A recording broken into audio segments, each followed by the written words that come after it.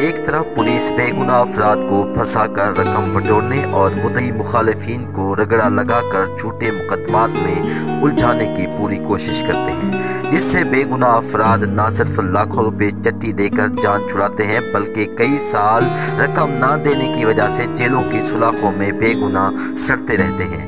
لیکن D P او رحیم یار خان، منتظر مہدی اور پنجاب پولیس کی کاوشوں سے انصاف کی فراہمی کے لیے پولیس کے متعدد ایس ایچ اوز ایمانداری سے کام کر رہے ہیں، جبکہ روایتی کرپٹ ایس ایچ اوز آج بھی مختلف طریقوں سے کرپشن کر رہے ہیں۔ لیکن S H O city Mahmood ul Hassan نے گزشتہ روز ایمانداری کی نہ صرف اعلیٰ مثال قائم کی بلکہ بے گناہ افراد کو 302 کی ایف آئی آر سے بھی بچا لیا۔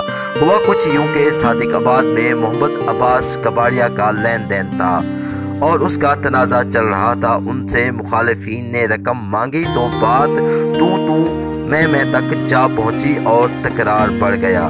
ادھر اسی روز محمد عباس جاں بحق ہو گیا تو مخالفین نے رقم مانگنے والے مخالفین کو پھنسانے کے لیے ٹھان لی، لیکن ایس ایچ او محمود الحسن نے ماہرانہ انداز میں 15 گھنٹے تفتیش جاری رکھی۔